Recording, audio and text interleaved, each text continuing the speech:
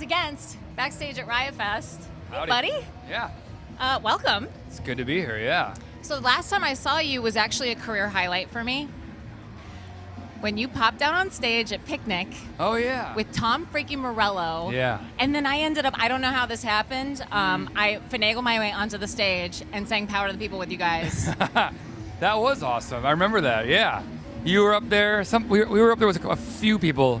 It was, I don't know who the people were. I don't know who they were either. They That's just- how Morello rolls. Yeah? He just he rolls through like the planet, inviting everybody to do everything. And the kind of thing that would like logistically be a nightmare for anybody else trying to do it. Yep. And somehow he commands this sort of like the order that it demands. It's Yeah. the Morello magic. It is a magic. I mean, like it's pretty amazing. We could probably talk forever about Morello, but he like he just kind of like he sees something and he's like, I want to make that happen. And the next thing you know, it sounds impossible, but it's happening. Yeah. Well, you're right. It's the Libertyville in him. It is the Libertyville. It's that Midwestern powers that Yeah. both of you are drawing the grit. from. Yeah. Congratulations on signing with Concord. Yeah. They are such great people. Yeah. You guys know him? Oh, of course. Awesome. Of Yeah, course. Tons of amazing bands on Yeah. that label. You're in great company. Yeah. It was an exciting place. We're working with it's like a family over there. Literally, it's like a father and Yeah. son that run our label. I knew that it was a good idea almost a year later when the two labels we almost signed to, other than Concord and Loma Vista, the heads of those labels were both fired. Like, so the people that we were meeting with are now gone. You know, so I was like, all right. I knew we were making a good decision, but this was kind of like I don't know. It renewed my faith. So can we talk about? I mean, it's kind of fresh, but is there new music? Can we talk about what's happening with Rise Against right now? Sure, yeah. I mean, it's basically new music is being written and breaks are being taken, like in conjunction with each other. So Well- we're taking time off, but we're always kind of writing new stuff and kind of Yeah. feeling out what the next record is going to be and going to sound like. We try not to go away for too long, you know. Like it's a combination of like we like touring, and then at the end of like a 2-month or a 2-year tour, you're kind of like, I got to get home, and then you're home for 3 months. You're like, I got to get back on the road, and so it's like finding that balance. And so, Rise Against 2019 has mostly been taking the year off, but we have written a bunch of songs, and the record is like slowly starting to take shape. I wouldn't get too excited about it because it's still not where we want it to be yet. Okay. But just to like clue you guys in, like we are in the process of creating what will be Rise Against's 9th record. And well, for Wolves, you all actually moved to Nashville. Yeah. That's obviously not. We're not going to do that. happening I'll tell you this exactly time. what we're going to do. We're going to go to Yep. Fort Collins, Colorado, and do another record with Bill Stevenson. Okay. So Bill has produced like 6 Rise Against records. You know, Yeah. most of the Rise Against records, most of the stuff that you guys play on the radio is Bill Stevenson behind the board. And Wait, were you he's- here for Descendants last night? Yes, I was right Of course on the you side were. of the stage, Of course like you were. loving every minute of it. Such a great band. I think some of those guys are still rolling around today. Yeah, Bill's like, I don't know. He's our soulmate, like when it comes to like music and like producing. I think like bands like Rancid have like Brett Gurewitz, you know, and like we have Bill Stevenson. It's something really special there. Like he made us a better band, and I'm excited to go back and do another record with a guy who really speaks our language. Yeah. I find that very interesting, what you're saying now with balance with the band. I mean, you've been in Rise Against for 20 years now. Yeah. And it sounds like a very healthy way to approach a band of your stature, that you want to be on the road, you all have families, and you're kind of splitting up that time now, not giving everything to the one or everything to the other. Right. And is that something that you would kind of give advice to maybe younger bands that are starting out? Absolutely. Yeah, like here's the thing, like everyone, whether you're a musician or a band or no matter what you do, you're looking for a balance. In my opinion, there is no real balance, but don't ever give up on trying to find it. You know, don't ever just throw that effort away completely. Like your life is going to be like a pendulum. It's going to swing back and forth. Sometimes it's going to swing too hard to the left and swing too hard to the right or whatever. You're trying to find that middle. You're not always going to find it, but as long as you're always trying to find it, that's what you need to do. But don't get down on yourself if you don't find it, if that day doesn't feel perfect, if you feel like you're being pulled in too many directions, because that's life. And it's life for ambitious people. It's life for people that are that have some sort of endeavor they're trying to accomplish, you know? And that's okay, you know? Who else wants Tim McIlrath to be your dad? Just have dad talks. Come sit down. Tell me something. Yeah. You have amazing fans, and I jumped in the Rise Against Reddit to grab a couple questions from them, if that's all right. Do you ever go in there? Where? To the Reddit, the Rise I've Against not Reddit? gone into the Reddit. I try. They're great people. I'm sure there are. I steer clear of like all comment sections in general. I just like.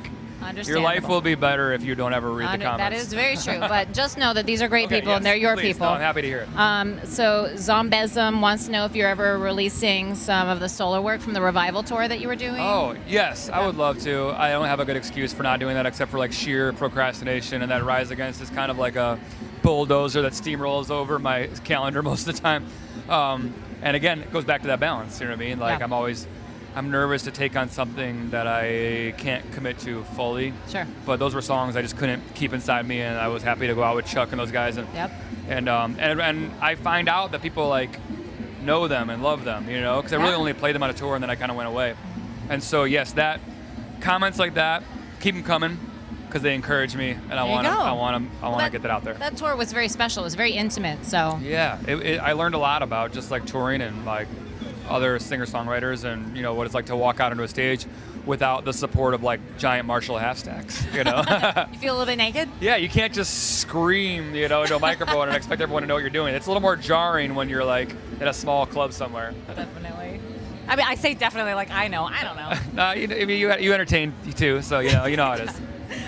King Colette wants to know if you had to pick 3 of your biggest issues to be discussed on the national stage right now, what would they be? Oh my gosh. I guess, oh gosh. Man, 3 biggest issues. Well, should I make it 30? I know, right? I think what's not being discussed is the gigantic deficit the Trump administration has put America into, the amount of money they're spending, the transfer of wealth from the government to wealthy people that's happening. That's not being talked about enough.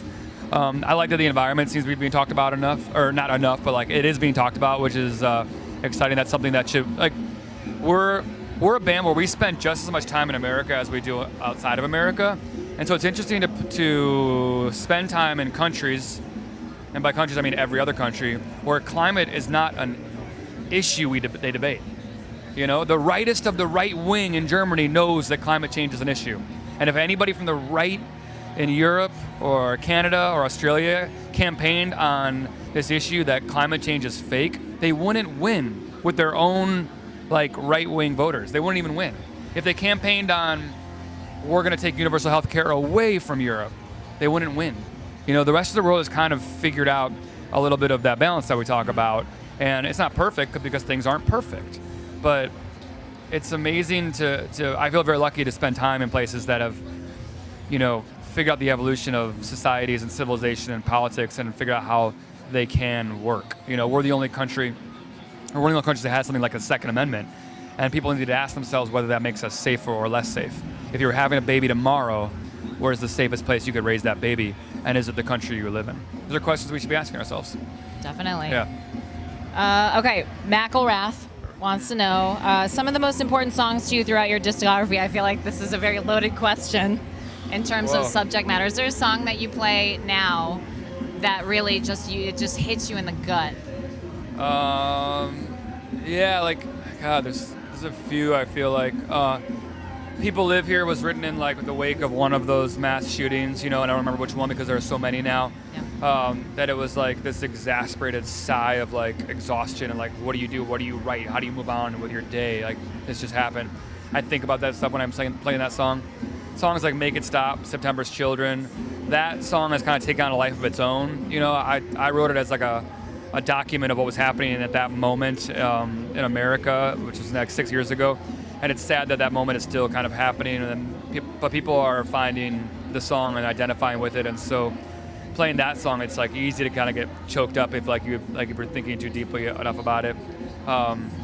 House on Fire is a song about raising kids, you know what I mean, and trying to keep them kids and knowing that you can't keep them kids, you know, and so that's a whole different level of songwriting that I never really thought I would be still here to talk about, you know, doing. And so there are some of those songs like that. And Survive, I think. The song Survive is something that... Song Survive is a song that our fans embraced in a way that has moved me, you know. Like, I always loved the song, but it was our fans who really peeled it back a little bit more for me, and they were like, they almost took it from me, made it their own, and then represented it to me in their own way, you know? And it was like, oh, wow. Now, thank you for showing this song to me and what it really means. And so like when I see like the kids in the crowd, like that's moving, you know? Just, I mean, you need each other. We all need each other. It's so true. It's so true. We care deeply about the people that listen to this band. And I know I don't know every single one of them by name, but I feel connected to all of them. One more from Donut Bug. Favorite music by other bands of recent years? Oh my gosh. So much stuff. So much stuff here. Like that band Turnstile is killing it. You I know? they were so good. Did you see The Who? I wanted to see The Who, but many of the views of their YouTube video is me. So like I'm a big fan of The Who. So many good bands that they came to mind. I saw them at Metro last year too, and I was like blown away by their set. New bands. I mean, bands like Bronx and Thrice are still killing it out there, making great records. What else is happening out there? I don't know. I'm drawing a blank, but like that's just some of the good stuff. That's a really good to-do list. So obviously we're at Riot Fest, and this is your hometown boys. I feel like you've played almost all of them in the 15 years. Right. Or as much as you could. It feels like that, yeah. I mean, I will always remember when I first moved to Chicago, Riot Fest was like my first festival, and you were headlining. Oh, and I was like, this is my city. So proud. It was fun. You know, little known fact is that Rise Against is the reason that Riot Fest moved from the clubs to the outdoors. Really? Yeah, because they wanted to book us, and at that point we were too big for a lot of the venues they were booking.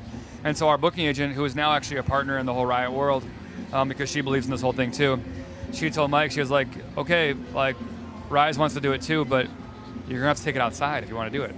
And Mike was like, let's take it outside. Hell yeah. And so not to say they wouldn't have eventually taken it outside with somebody, but it's cool to know that it was us that kind of like pushed them into taking it outside. And that was the first year we did it. And then Riot Fest grew into this gigantic thing, and no longer like a Sunday night at the Congress Theater, but now it's like a huge 40,000 person a day event that's really, I mean, we play a lot of festivals, and this is the best festival. I mean, I was saying, any place that you can have the Village people live in the same space as Slayer and everyone gets along, that's really something special. Absolutely, yes, absolutely. Well, I love this little piece of Riot Fest Rise Against trivia. I feel like that's probably going to be a question on Jeopardy one day. There you go. So whoever wins the big prize, you're welcome. Oh, The Who just walked by us, by the way. The Who! They're the best. Really look them up. Mongolian metal. Yes. Well, let me get you actually have a show to play tonight. Oh, yeah. You did say once that there are two different kinds of Rise Against shows. There's Rise Against shows, and then there's Chicago Rise Against shows. Can you elaborate on that?